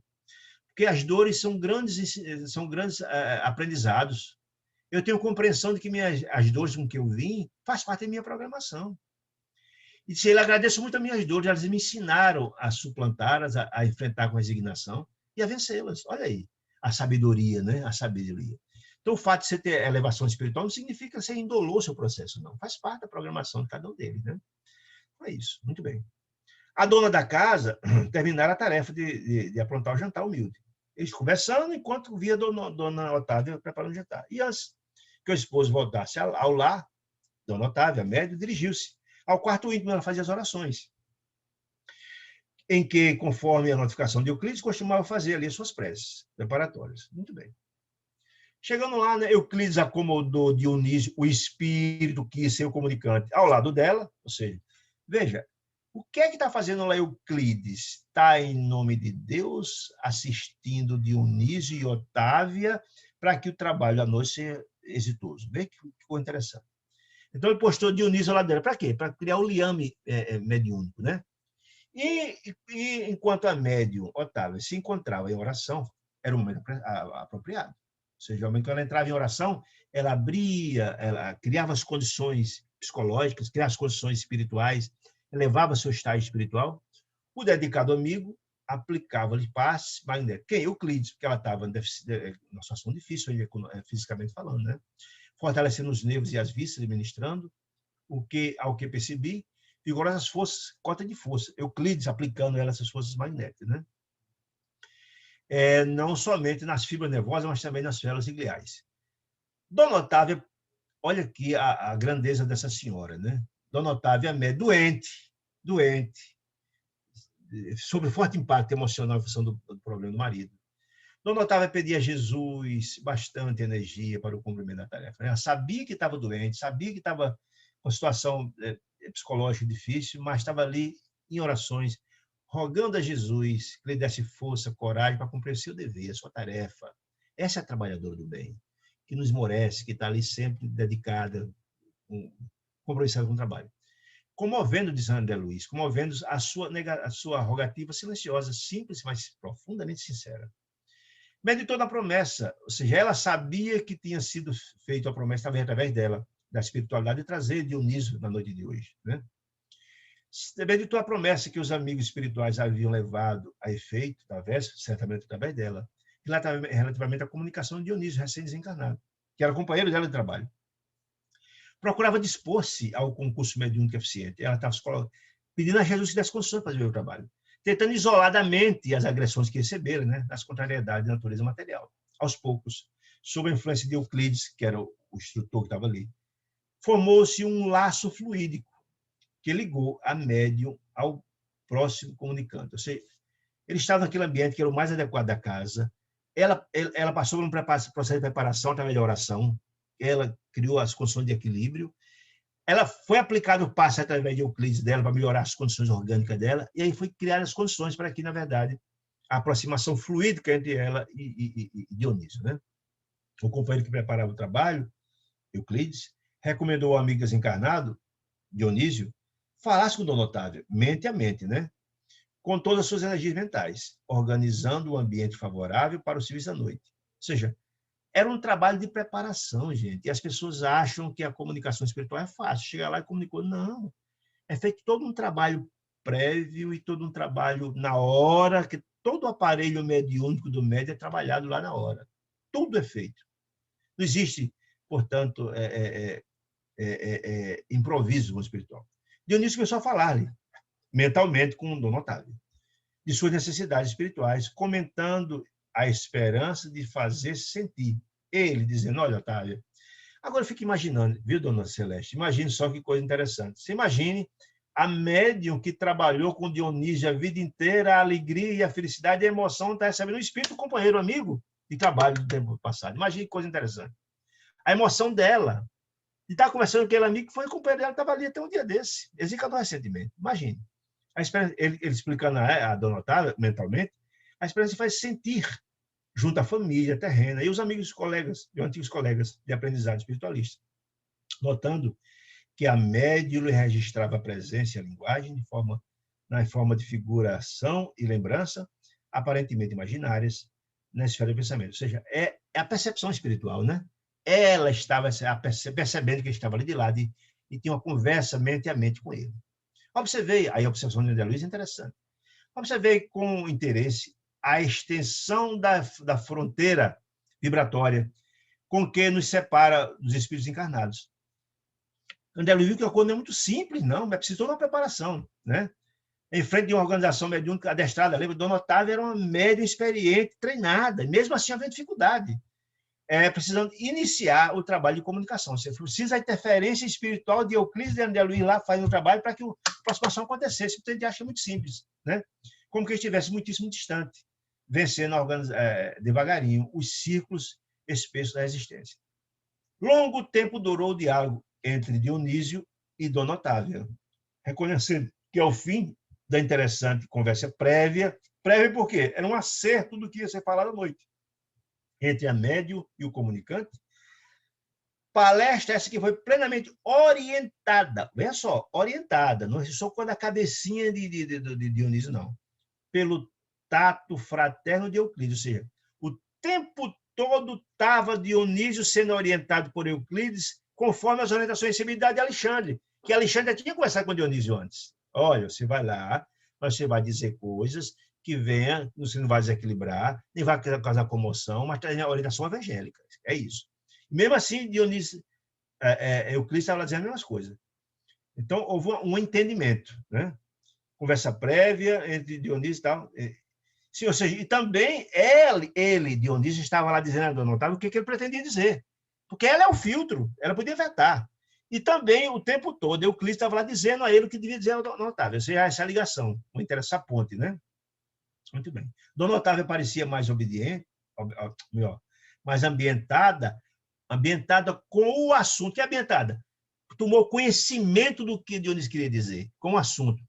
Aderindo, a médium aderindo com clareza o que Dionísio queria fazer. Ou seja, ela concordou com os termos, que fosse o que ele pretendia dizer. Fosse contrário, ela não ia permitir. Veja que interessante. Dionísio foi preparado por Alexandre, que eu queria dizer, estava de novo sendo ali orientado por Euclides, e ele disse, olha, pretendo dizer isso. E ela, com a preparação e a maturidade dela, aderiu. Ela, então, estou de acordo, porque eu acho que é adequado. Muito bem. Tudo ia bem. Não, e eu não me cansava, André Luiz, dizendo, de admirar aquele inesperado serviço de preparação mediúnica, que eu não sabia. Então, não dizendo, olha, toda comunicação mediúnica equilibrada passa por um processo de preparação. Não é feito assim, bem público, como você imagina. Quando aconteceu algo de muito grave, quer dizer, muito grave, o dono da casa chegaram, o truculento, né? Chegou, o Leonardo, de volta, quebrando de modo violento a tranquilidade e a vibração. Está tudo em harmonia. Lá, as orações feitas, Euclides trabalhando e tal, depois de toda a conversa, quebrando a tranquilidade da vibração, chegou o truculento, né? Em que nos mergulhávamos. Aquela vibração que estava maravilha, né? Vociferando, gritando, né? Logo na entrada, obrigou a esposa a levantar-se e subir. Imagina, ela estava toda sendo preparada, depois tinha aquele truculento gritando, etc. Assustada, saiu. Dona Otávia saiu para atender ele. O infortunado senhor semelhava-se a um brutamonte, André Luiz, agora comentando, conhecendo o camarada. As suas características de tirano doméstico, ou seja, a fisionomia dele e os atos faziam, traziam, dava essa impressão muito clara. Agora, as companhias dele. As entidades galhofeiras e perversas constituíram o século, ou seja, acompanhavam ele. Várias entidades infelizes das sombras eram companhia dele. Por quê? Porque tinha sintonia com elas. Dona Otávia se viu jantar do marido, né, fazendo prodigiosos no campo da paciência evangélica, mostra que ela é equilibrada, mesmo dentro das agressões do marido. Fim da refeição muito simples, a que compareceu o esposo junto de 2 filhos maiores, do casal, também estava no jantar. A nobre senhora falou ao marido em particular, não falou para os filhos vir, não, só para ele. Leonardo, como você sabe, irei à reunião hoje, saindo antes das 8. O quê? Disse Leonardo, sob a influência das entidades infelizes, né? Exclamou o interlocutor. Encharcado de vinho, estava embriagado, né? A senhora não vai sair hoje aqui. Não vai de novo, disse ele, né? Olha que coisa impressionante. E André Luiz ficou assustado com aquela situação, e aí notou que o Cristo estava calmo, mas e agora? André Luiz disse, o que agora? Se ele não vai deixar ela aí, como é que ele vai fazer? Aí a Euclides disse, eu já previa a ocorrência, a espiritualidade sempre tem suas providências, né? E pedi, disse Euclides, e pedi a uma das nossas irmãs, trouxesse até aqui uma tia do barulhento Leonardo, que intercederá a favor de nossos desejos. Ou seja, já sabendo que isso ia acontecer, por quê? porque sabia que Leonardo iria ser influenciado pela entidade das sombras, que ia saber do projeto, que ia estar dificuldade, as entidades do bem tomaram providência. Ou seja, Euclides já providenciou com a entidade espiritual amiga, trouxesse uma tia que tem influência sobre Leonardo para facilitar a liberação de Dona Otávia. Não devem tardar, disse Euclides. Trata-se de pessoa a que se renderá sem esforço Otávio, ou seja, uma pessoa que tem um poder de ascendência muito forte sobre ele. Né? Com efeito, enquanto Dona Otávia enxugava o pranto silencioso, ela ficou chorando depois que o marido esquerdo proibiu ela ir, ela sabia que tinha um compromisso à noite para ir, recompondo as minhas refeições, ouviu-se bater palmas à porta.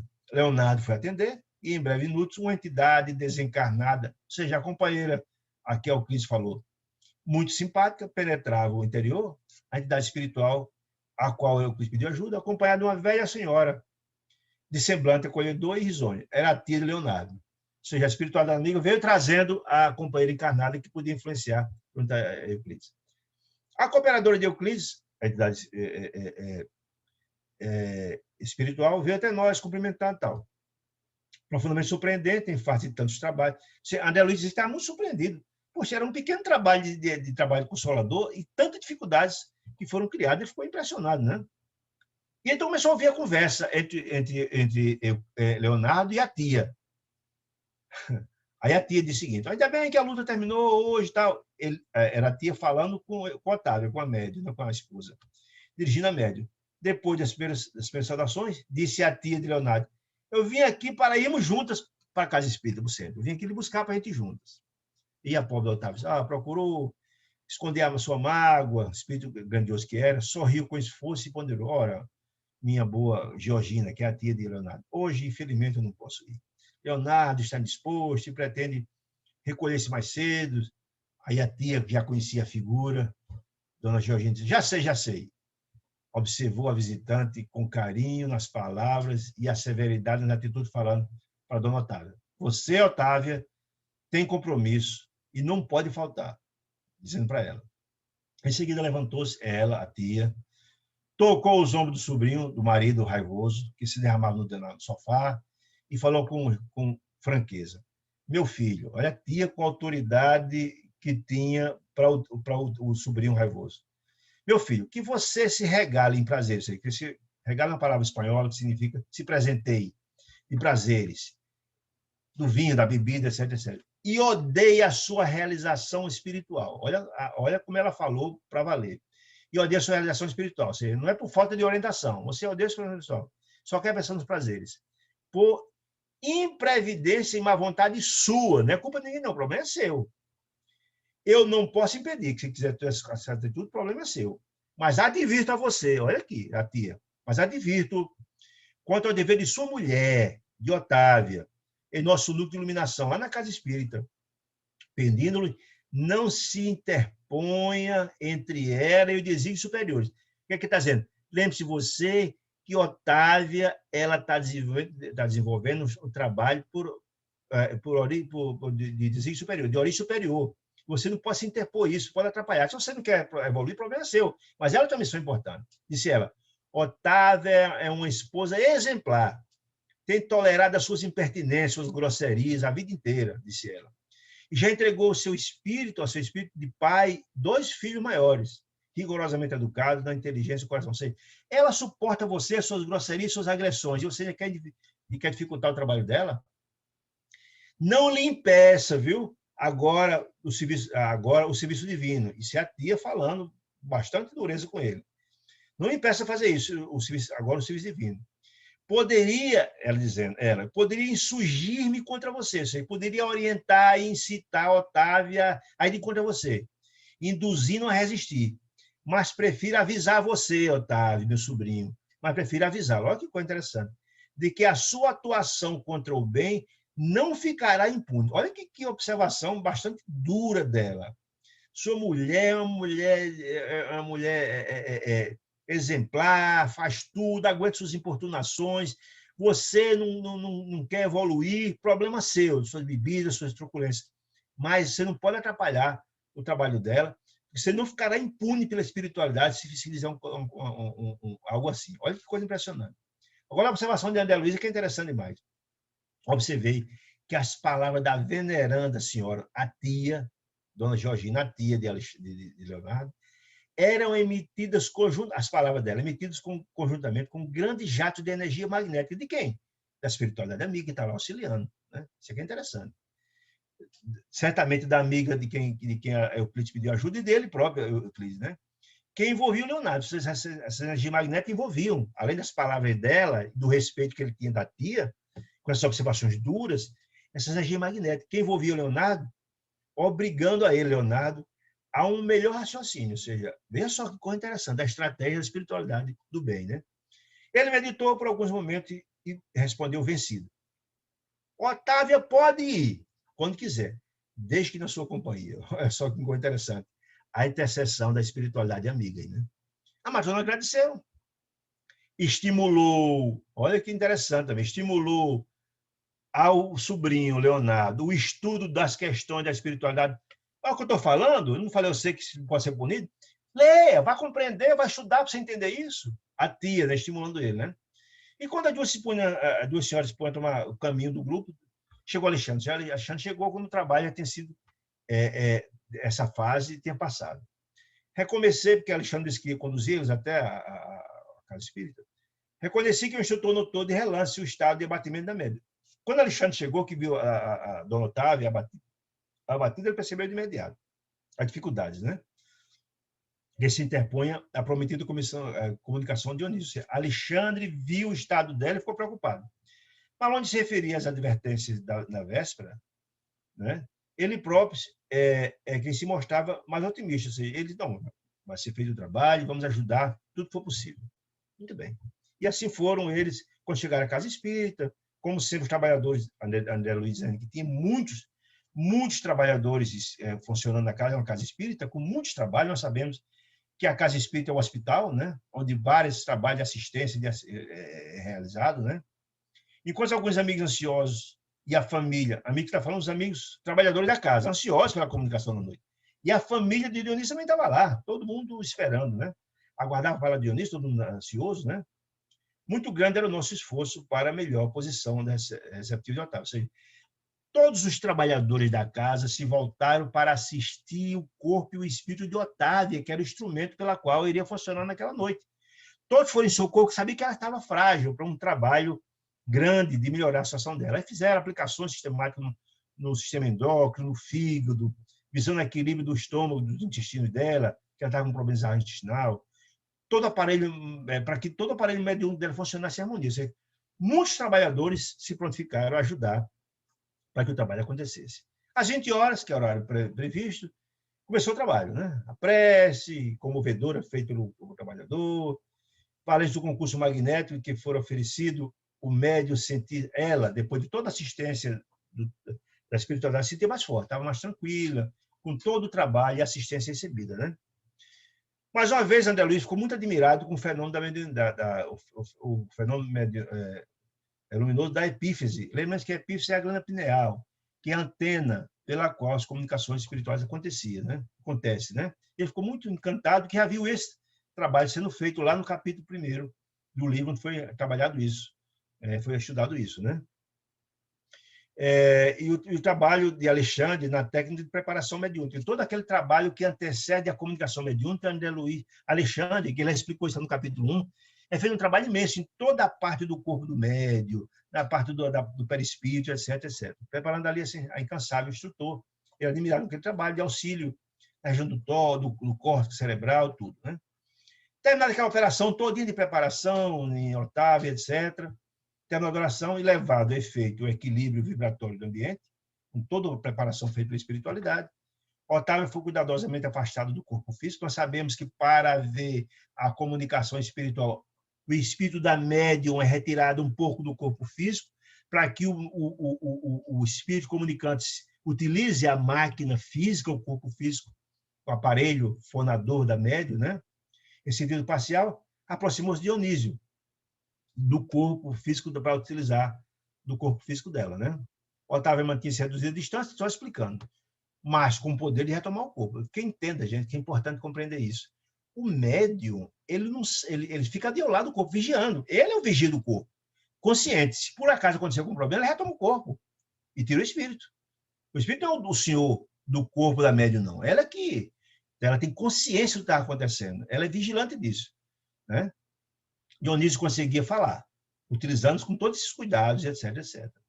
Mas ele podia usar o trabalho, o corpo dela com cuidado, mas o controle direto do que ele diria, do que ele falava, o filtro e a vigilância era dela. Tanto dela, da médium, mas também com a vigilância muito importante feita lá por quem? Por Alexandre, por Euclides, pela equipe espiritual, que se porventura estava o tempo todo intuindo ele para cumprir o que foi estabelecido, né?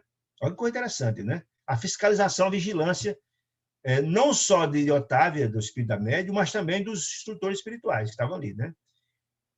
Que ele fiscalizava a expressão no olhar, o tempo todo dizendo o que tinha que fazer, olhando para ele, e o médium, e ele também comunicando, também olhando para eles, de modo a mantê-lo, quem? Dionísio, o espírito, em boa posição de equilíbrio emotivo, ou seja, para dar equilíbrio a ele, mas também cobrar dele os compromissos assumidos antes. Aí diz André Luiz, reconheci que o processo da incorporação comum, incorporação espiritual, era dentro da enxertia de uma árvore frutífera. Achei interessante essa explicação dele, né? Porque na planta, você pega uma árvore e vai enxertar, diz, olha, a planta é estranha, ou seja, a enxertia, né? Revela suas características e oferece os frutos. A planta mãe, que é o caso aqui, né? Ou seja, ele, o espírito comunicante, se coloca à disposição para comunicar e etc. Mas a árvore, que era, no caso, a médium, ela é a dona. Mas a árvore enxertada não perde a sua personalidade. Ela continua na árvore. Apenas com a enxertia ela pode produzir frutos que não eram, em princípio, da genética dela. Achei interessante isso, né? Ali também, Dionísio era um elemento que aderia às faculdades de Otávio. Ele é o enxerto, digamos assim, na árvore que era Otávio, fazendo essa comparação. Utilizando-os na produção de valores espirituais que lhe eram característicos, mas naturalmente subordinado à médium. A médium tinha um controle, juntamente com a fiscalização da espiritualidade amiga, né?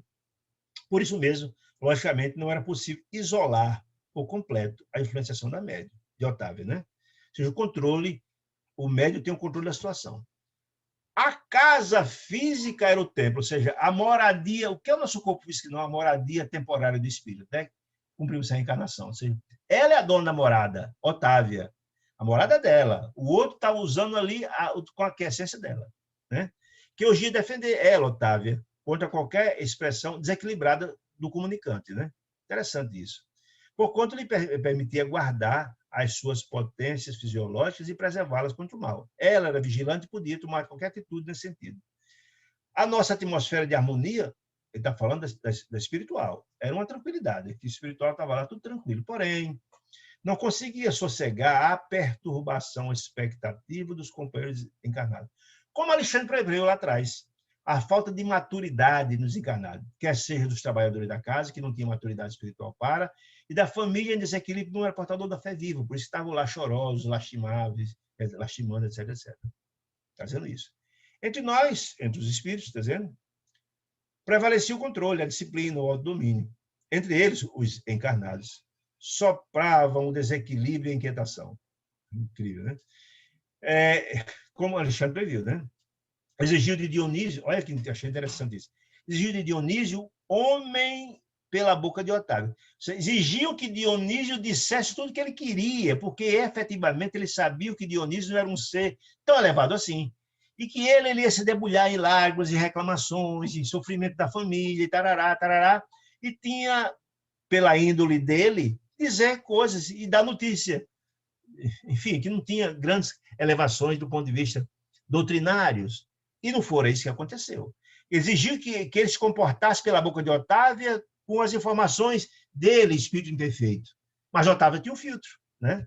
Mas nosso plano lhe impunha, quem é Dionísio, um espírito pelas expressões da média, ou seja, ele ia falar em conformidade o filtro da média e também com as orientações dadas lá atrás por Alexandre e dadas também por Euclides. Essa é a questão. Mas a expectativa era outra, que ele viesse lá falar, reclamar da família, falar do chororô, do sol de tarará, pá. É isso que ele está dizendo. Houve uma quebra de expectativa, como Alexandre tinha previsto. É bem importante dizer isso, né? A família humana. Aguardava um pai emocionado, choroso, né? e ainda submetido às paixões menos construtivas. Essa era a expectativa da família, que não foi atendida. Mas auxiliávamos o irmão, ou seja, quem? Alexandre, Euclides, e também a médium, fazendo a filtragem, para que sua alma se mantivesse calma. Lembra? A mesma história de Raul lá atrás, que a gente viu no caso de Raul. E enobrecida, em benefício dos próprios familiares terrestres. Se ele viesse lá só chorar, agora vamos imaginar, gente, a providência divina. Se ele viesse lá falar da saudade, do sofrimento, da agonia, etc, etc, como é que ia ficar a família? Mais sofrida. Não ia ajudar a família, muito pelo contrário, ia deixar ela muito mais chorosa e preocupada, não ia resolver. Deus é que sabe o que é melhor para nós, né? Então a espiritualidade preparou o ambiente em que isso não acontecesse. Olha uma coisa interessante. Falava o comunicante, Dionísio, sob forte emotividade. Ele estava emocionado. Mas Alexandre e Euclides, dando suporte a ele, ocupando-se respectivamente dele na interferência, fiscalizavam-lhe as atitudes e palavras, intuindo ele qual era a palavra certa e dando controle, dando energias para isso, para que se manifestasse tão somente nos assuntos necessários à edificação de todos.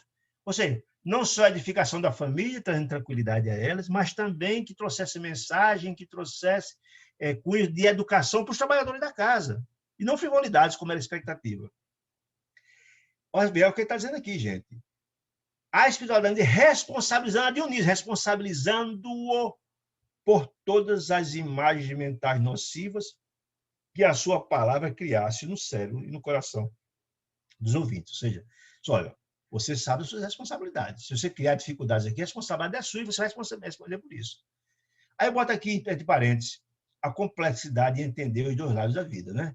E a gente acha que é tudo muito fácil, muito simples. Ver que uma comunicação espiritual para acontecer, dentro da mediunidade com Jesus, equilibrada, ela passa por filtragem, um trabalho gigantesco para que aconteça. Muito bem.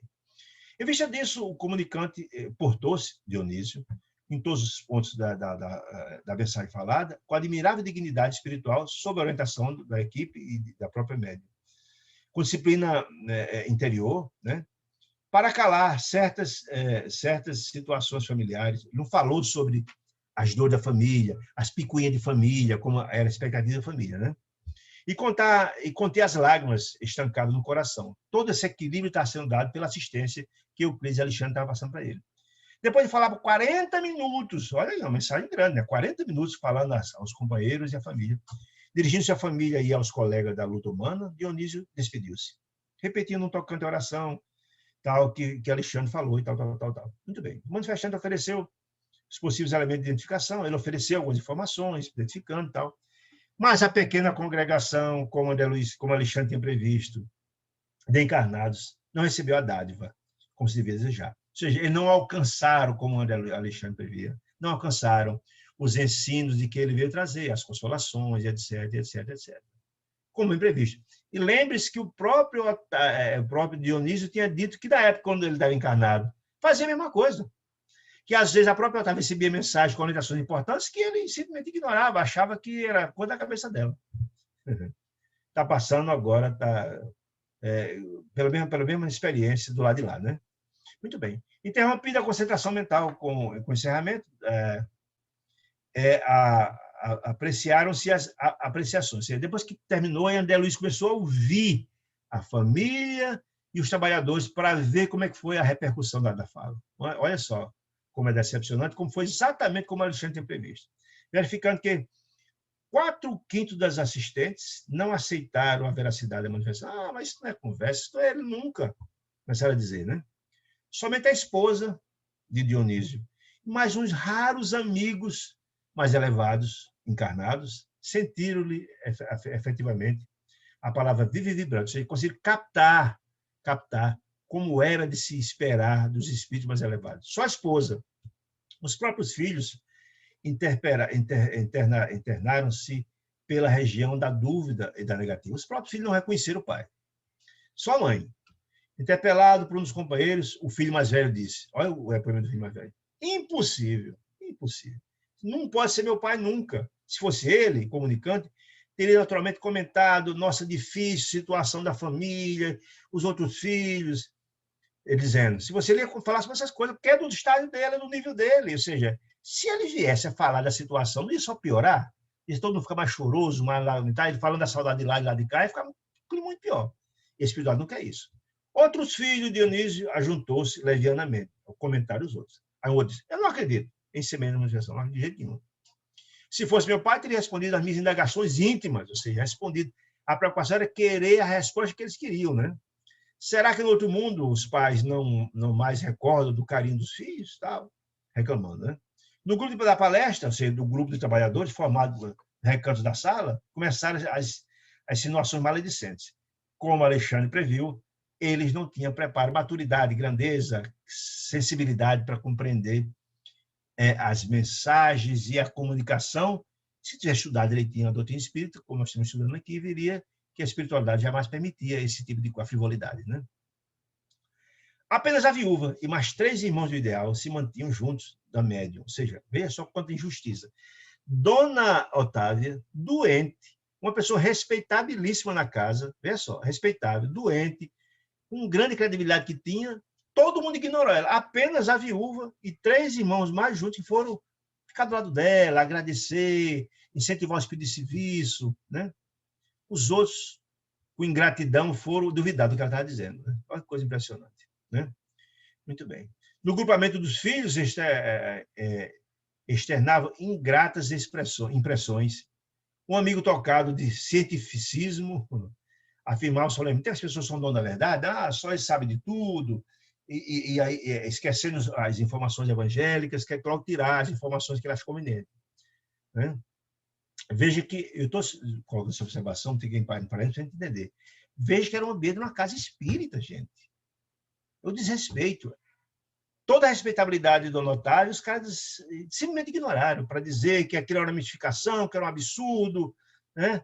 Um disse que era aquilo, aí um reclamando, não, isso é um absurdo, é um grande problema da mediunidade, muito grave na doutrina, o animismo. Animismo significa, gente, que a pessoa, ao invés de ser portador da mensagem espiritual, esconde a cabeça dele dizendo que é dos espíritos. E um dizendo que era, e é um absurdo, dizendo que era um engano, que é falta de credibilidade. Aí um disse, mas quando você está duvidando de Dona Otávia, achando que ela está enganando a gente? Não, ela disse conscientemente, ela disse inconscientemente, mas ela está fugindo, enfim, dizendo que era um absurdo, eram conclusões fantásticas. Veja que coisa interessante, começou os comentários maledicentes, né? Um dizendo, falando de André Richer, que tem metapsíquica, que ele assistiu várias incorporações, na época das materializações, espírito materializado, falei, ele ia duvidar, e morreu duvidando. Nós já estudamos aqui outro dia, que quando ele chegou no mundo espiritual, ele mesmo se viu que era espírito vivo, e houve uma certa reprimenda dele, mas recebeu o perdão de Deus. Enfim, e continua que o assunto ainda vai longe, a gente tem o tempo está quase estourando, mas mostrar que, na verdade, como Alexandre previu, os companheiros da casa espírita, a grande esmagadora maioria, a não ser a esposa, o pai da família, e 3 companheiros mais equilibrados, entenderam que era comunicação. Mas a maioria se decepcionado, que aquilo que era frivolidades, que aquilo era animismo, que era a cor da cabeça dela, e por aí vai. Né? E no final, quando terminava quando ia terminar o trabalho, Alexandre dizendo que, infelizmente, as pessoas não compreendem ainda que o papel da doutrina é consolação e edificação, ensino, orientações importantes, e vamos estar preparados para isso, como ele previu antes, por isso a maledicência, desrespeitando, inclusive, a médium, etc., dizendo que ela estava sendo coisando cor da cabeça dela, etc. Aí Alexandre disse que, infelizmente, a maioria ainda estão com o cérebro ainda atrofiado e o coração reduzido para a sensibilidade, para compreender o papel da doutrina, né? Que é de consolar, de enxugar lágrimas, etc., etc. E aí, quando o André Luiz vai saindo com o Alexandre da casa, ele escutou quando uma das pessoas disse, todos nós temos o direito de duvidar. Aí eu achei muito boa essa explicação aqui de Alexandre no final. Quantos de vocês, ele diz, quase todas as pessoas terrestres que se valem de nossa cooperação, da espiritualidade, se sentem no direito de duvidar, diz ele. É muito raro surgir um companheiro que se sinta no dever de ajudar. Tem muita gente que só gosta de fazer julgamento dos outros. É falta de benevolência, de indulgência, essa é a grande verdade. Isso é falta de maturidade espiritual. aqueles que se dispõem a ajudar, compreenderam a essência da doutrina espírita, compreenderam a essência da boa nova de Jesus. O que é que Jesus pregava?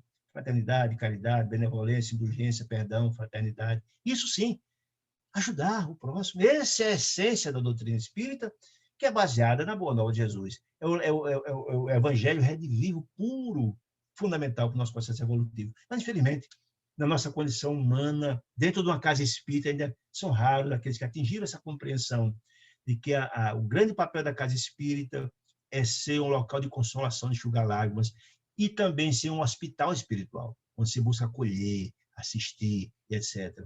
Mas alguns preferem os comentários maldosos e duvidar da idoneidade de pessoas que têm dedicado bem. Veja, meus irmãos, quanta informação importante a respeito da mediunidade, né? Então, aqui a gente conclui, o horário já está bastante avançado, conclui esse capítulo importantíssimo. Se alguém tiver alguma dúvida, estou aqui para responder, né? Caso não tenha, eu queria agradecer a paciência, a companhia carinhosa de sempre, né? Desejar uma semana de muita luz, de muita paz, que Deus ilumine o coração de todos vocês, que possamos cair o convite refeito para encontrarmos na próxima quarta-feira, se Deus nos permitir, tá bom? Boa noite, saúde, paz, felicidades. Fique com Deus.